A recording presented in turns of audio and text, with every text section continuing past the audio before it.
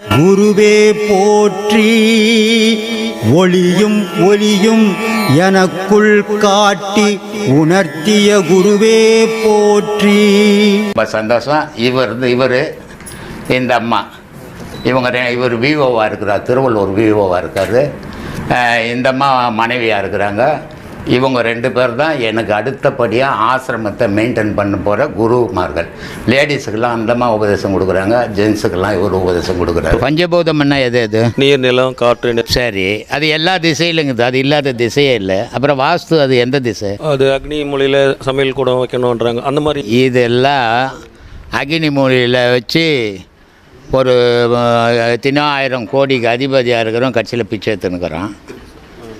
ஒன்றுமே இல்லாதவன் பெரிய கோடீஸ்வரன் ஆயிடுறான். அப்போது இது வாஸ்துவும் கிடையாது, இங்கே அக்னி மூலையும் கிடையாது. அவன் மூளை என்ன பண்ணுதோ அதான். தர்மபுரியிலேருந்து ஒருத்தர் எனக்கு ஃபோன் பண்ணார். அவங்க சித்தர் சபா வச்சுக்கிறாங்க. அந்த சித்தர் சபாவில் அவர் குருவாக இருக்கிறார். அவர் அடிக்கடி ஃபோன் பண்ணி என்னை கேட்பார், சாமி எதனா சந்தேகம் வந்தால் எனக்கு கொஞ்சம் சொல்லுங்கன்னு. சரி, நானும் சொல்லிக்கின்னு இருந்தேன். அவர் என்ன பண்ணிட்டார், ஒரு நாள் ஃபோன் பண்ணி 7 தறி போட்டிருக்கிற சாமி, இப்போ சரியாக ஓட மாட்டேங்குது, கொஞ்சம் நஷ்டம் வந்துச்சு, நான் என்ன பண்ணணும்னு கேட்டார். நான் சொன்னேன், போடும்போது என்ன கேட்டியா பண்ணேன், 7 தறி போட போகிறேன்னு கேட்டியா என்ன? அப்போ நான் சொல்லியிருப்பேன் 7 தறி போடாது 5 தறி போடுன்னு இருப்பேன். இல்லை, உன் ஆசைக்கு 7 தறி போட்டுக்கினேன். இல்லை, கடவுள்கிட்ட போய் கற்பூரம் கொளுத்திட்டு சாமி நான் 7 தறி போட போகிறேன், நீ பார்த்துக்கோன்னு சொன்னியா? உன் திமுறில் நீ பண வெறி பிடிச்சி போய் நீ போட்டு இப்போ நொந்து நூலாகும் போது என்ன வந்து கேட்டால் எப்படி பதில் சொல்கிறது? இதுக்கு எது அடிப்படை? ஆசை அடிப்படை. 10 ரூபாய் சம்பாரிச்சிட்டா போதும்பா, இன்றைக்கி 10 ரூபா சம்பாரிச்ச சாப்பிட்றேன், நிம்மதியாக தூங்குறேன்பா நான் தூங்கலாம். நாளைக்கு 1000 ரூபாய் சம்பாரிச்சா போதும்பா, இன்றைக்கி 1000 ரூபாய் சம்பாரிச்சேன்பா, 1000 ரூபாய்க்கு சாப்பிட்டு தூங்குறேன்பா அப்படின்னு இருந்தால் உன் மனசுக்குள்ளே நிம்மதி இருக்கும்.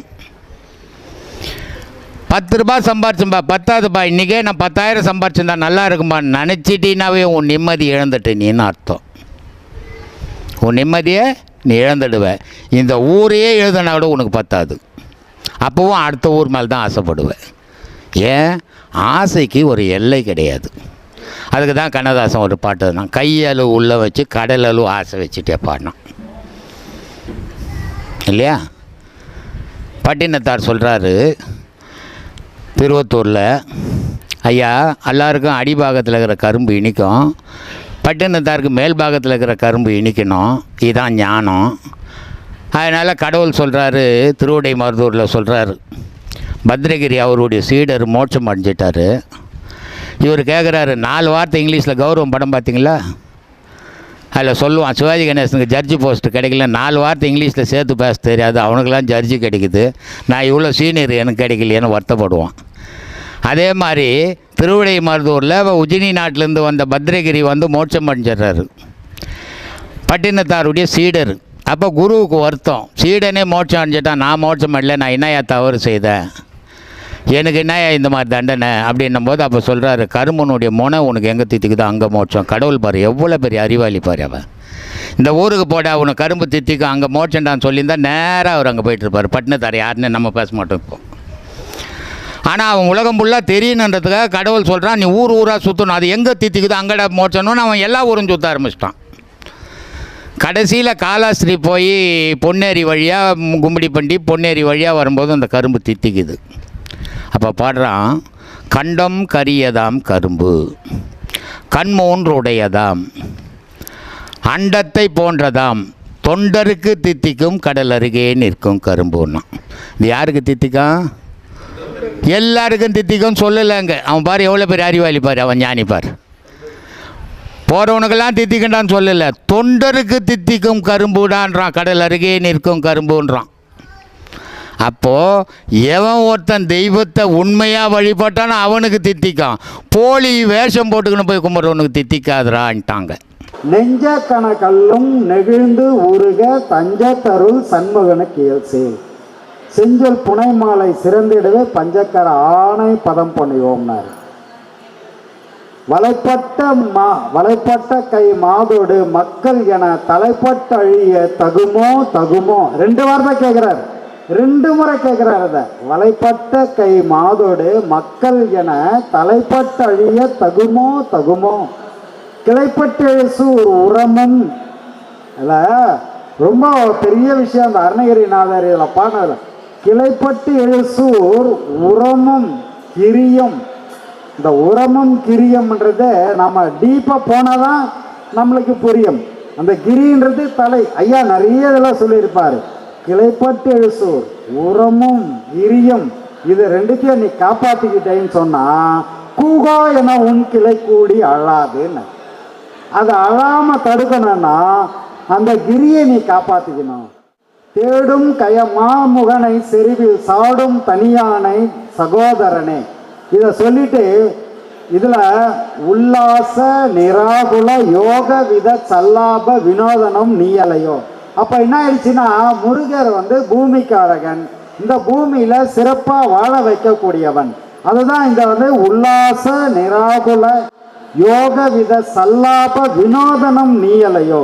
முருகனை கும்பிட்டா இங்கே உலகத்தில் சுபிட்சமாக வாழ்ந்துடலாம், நல்லபடியாக வாழ்ந்துடலாம். ஆனால் மேலே நீ நல்லவனாக வாழணும்னா சிவாய நம்மன்னு போகணும். சிவாய நம்மன்னு போனால் மேலே நல்லவனாக வாழலாம். அப்போ கீழே நீ இப்படி வாழணுன்றதுக்கு தான் இவர் உல்லாச நிராகுல யோக வித சல்லாப வினோதனம் நீயலையோ.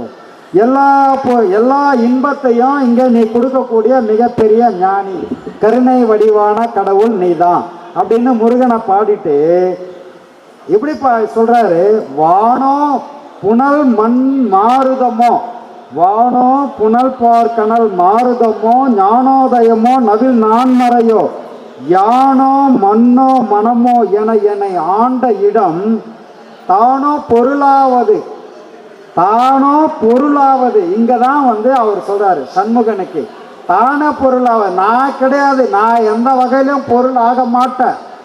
ஏன்னா நான் உனக்குள்ள வந்துட்டேன், நீ எனக்குள்ள வந்துட்ட, நான் உனக்குள்ள, நீ வேற நான் வேற இல்லை. அப்போ தானோ பொருளாவது சண்முகனே, என் செயலாவது யாதொன்றும் இல்லை இறைவா உன் செயலே என்று உணரப்பெற்று. பட்டினத்தார் அப்படியே சரண்டராய் பாடுறாரு இல்லையா, அதையே தான் இங்க இவர் சொல்றாரு. என் செயலாவது யானோ பொருளாவது சண்முகனுக்கு இயல் செயல். சண்முகா, நான் பொருள் கிடையாது, நீ தான் பொருள். ஏன்னா கருவி நான், என்னை ஆட்டி நிற்கக்கூடிய இறைவன் நீ. எல்லா விஷயத்துக்கும் நீ தான் சாட்சி. அப்போ கருவி மட்டும், நீ இந்த கருவியை வச்சு என்னை ஆட்டி வச்சுக்கிட்டு இருக்கிற, நான் ஆடிக்கிட்டு இருக்கிறேன். அதில் வரக்கூடிய நல்லதோ கெட்டதோ பாவமோ புண்ணியமோ என்ன சேராது, இறைவா உன்னையே சேரன்ட்டார் அவரு. உன்னையே சேரன்ட்டாரு. என்ன எந்த நல்லது கெட்டதோ என்ன சேராது. நான் நல்லது செய்திருந்தாலும் உனக்கு தான், கெட்டதே செய்திருந்தாலும் நீ என்ன ஆட்டி வச்சுதான். அன்பே சிவம் மனமே குரு என்றுணர்த்திய குருவே போற்றி. சத்தும் சித்தும் எதுவென்று உணர்த்திய குருவே போற்றி. எனக்குள் இறைவனை உணர வைத்த குருவே போற்றி. நித்திய ஆனந்தமான நித்யானந்த குருவே போற்றி. குரு பிரம்மஸ்ரீ நித்யானந்தரே போற்றி போற்றி. ஆகாமியத்தை உணர வைத்த குருவே போற்றி. இன்ப துன்பம் நாட்டம் எதுவென்று உணர்த்திய குருவே போற்றி. ஈசனை